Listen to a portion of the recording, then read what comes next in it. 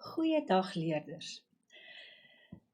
Die onderwerp vir vandag se les en die volgende les is tye, tenses in Engels. Nou, die goeie nuus is dat daar net 3 tye in Afrikaans is, waar in Engels dit baie meer is. So, hoe vinniger jy jou kop om hierdie 3 tye kry en hoe dit lyk en hoe dit verander, hoe makliker gaan dit vir jou wees. Ek wil net vinnig hierdeur gaan, teenwoordige tyd, the action is happening right now. Verlede tyd, the action has happened already, it's in the past. Toekomende tyd, the action is going to happen. Nou wat ons hier het, is 'n ou geheime wapentjie vir jou. En dit is nou waar Stompie, julle moes almal al met Stompie te doen gekry het. Ons vriend Stompie. Ek gaan probeer om bietjie mooier te skryf, sodat julle kan lees. Werkwoord 1, werkwoord 2. Stompie is your friend. As jy jou hand so hou, en jy kan regtig nie vir Stompie onthou nie, dan gaan jou hand jou help. S, duim, is subject. In hierdie gleefie pas jou werkwoord 1 in. En dis verskriklik belangrik, dat jy hierdie posisie van die werkwoorde moet regkry. Dan tyd. Nou hier tussen jou werkwoord en die tyd, is daar baie keer 'n probleem, want mense ruil dit om, en dan is dit nie reg nie. Jou volgende vinger, hierdie middelvinger, is jou object. Dis nie 'n vloekvinger nie, it's not a swearing finger. Dan kom ons by manner, time. Time is always just before your final verb, verb 2, and the rest of your arm indicates the infinitive. So please make sure that you understand and remember where your verb 1 and your verb 2 must fit in. Goed, kom ons gaan aan. Die eerste tyd waarna ek wil kyk is die verlede tyd. Dit is nogals 'n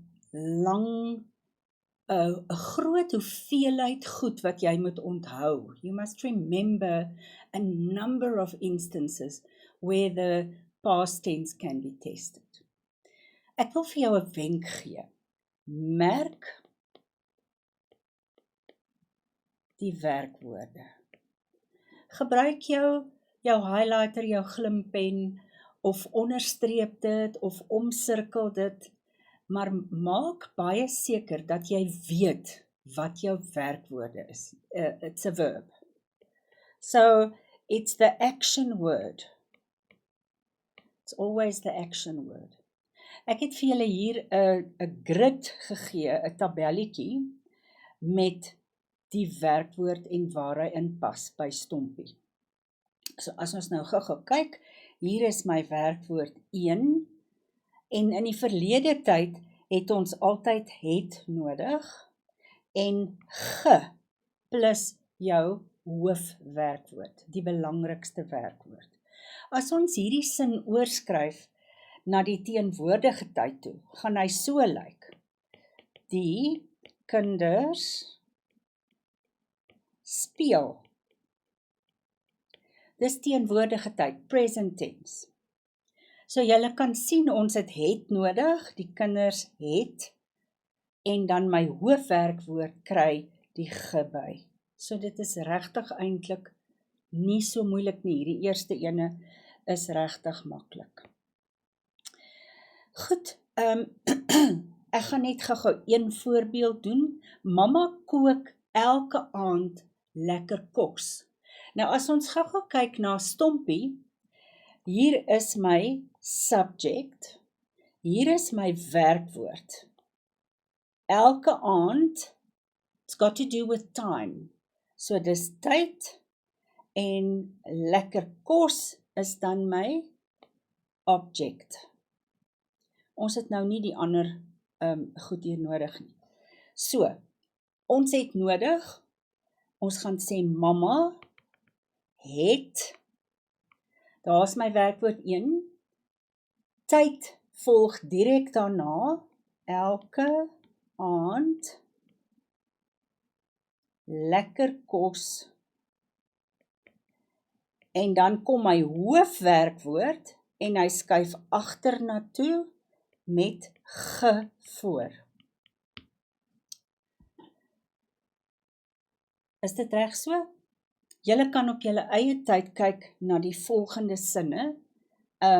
Dit behoort nie vir julle te moeilik te wees nie. Hannes hardloop vinnig om die baan. My pa het 'n pragtige hond. Nou dis 'n triekie een. Hier moet jy bietjie jou kop bymekaar hou. Het hier is my eerste werkwoord, en my enigste werkwoord. Ek het 'n subject, en ek het 'n object, en ek het net een werkwoord het. Nou moet jy in jou kop weet, in die verlede tyd, bly het waar hy was, en my ander werkwoord wat ek aan die einde byvoeg is gehaat. So hierdie patroon moet jy onthou. As jy net een werkwoord het en dis het, en jy moet dit in die verlede tyd skryf, dan moet jy onthou dat jy moet jou sin voltooi met gehaat. Die volgende een is ook interessant, want hierdie sin eindig op 'n voorsetsel, 'n preposition. Hier is my eerste werkwoord. Op staan bekend as 'n voorsetsel, maar ons praat ook van 'n deeltjie werkwoord. Deeltjie werkwoord. So, wat hier gebeur, ons voeg die het by, soos gewoonlik, hulle het hul bed soggens, en nou gebeur 'n interessante ding. Jy begin jou laaste werkwoord met jou voorsetsel op. Ons weet ons moet ge byvoeg, opgemaak. Daar's hy. Ons gaan later weer terugkom hiernatoe, want dit is nogals moeilik om jou koppie om te kry. En dan sy skryf 'n baie mooi opstel, sy het 'n baie mooi opstel geskryf. Goed. Die volgende ding wat verskriklik belangrik is hulpwerkwoorde wat moet verander. En ek het vir julle hier 'n lys gemaak van teenwoordige tyd, hulpwerkwoorde, en dan waarna dit verander in die verlede tyd. Nou as jy 'n sin kry met 'n hulpwerkwoord plus 'n ander werkwoord, dan hoef jy net die hulpwerkwoord te verander. Kom ons kyk, hy kan die som doen, gaan verander na, hy kon, so daar's jou verandering na die verlede tyd toe, hy kon die som doen, die res van die sin bly presies dieselfde. Net gou-gou om vir julle dit duidelik te maak, sal, kom ons kyk, kan gaan beteken can, he can do it, he wants to do it, he must do it, he may do it, he will, en hier moet julle nou kop hou, want daar en daar is dit nou dieselfde. So, baie belangrik. Die ander ding wat julle net moet raak sien is daai woordjie, mag verander na mog. Ons gebruik dit nie meer baie in Afrikaans nie, we really don't use that a lot. It's a very old-fashioned word to use, but you just need to know about it. Goed. Wat baie belangrik is, as daar 'n hulpwerkwoord is, staat ons een, mamma wil elke aand lekker kos kook. Daar's my werkwoord 2.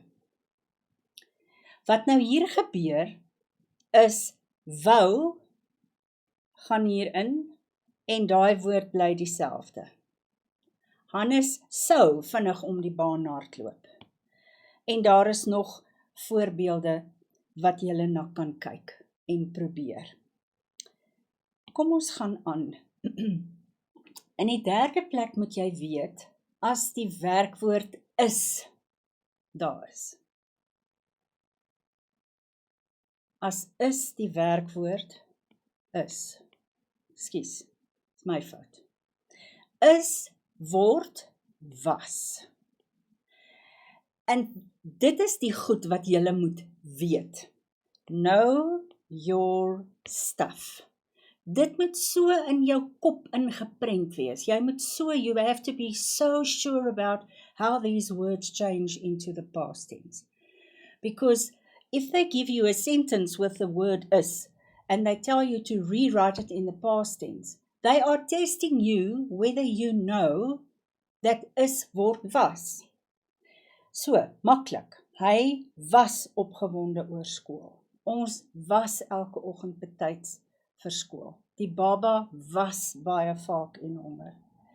Goed, die volgende een wil ek amper sê is my gunsteling. Want 'n mens kan hier lekker musiek maak. You can make this into a nice rap song if you want. You need to be aware of this. If your verb has a prefix, and I've written them out here for you. Be, ge, her, ontfer, mis. Be, ge, her, ontfer, mis. You must know those prefixes. As 'n werkwoord daai voorvoegsels het, kry hy geen geby nie. Got that? Really important to remember that. Kom ons kyk net gou-gou hier. Jy begin te laat hersien. Jy het te laat begin hersien. That one, because it's the prefix, you don't give it a ge. Ons gesels die hele dag. Ons het die hele dag gesels. So, no ge in front of those. But the key here is you have to know these prefixes. Otherwise, you won't recognize them. And then you will miss the opportunity to understand and have the right answer. There's some more examples. Look at that word. There's a her, ver. So look at those and practice. There's some more because I've given you a sentence with each of those prefixes. Onthou, misplaas.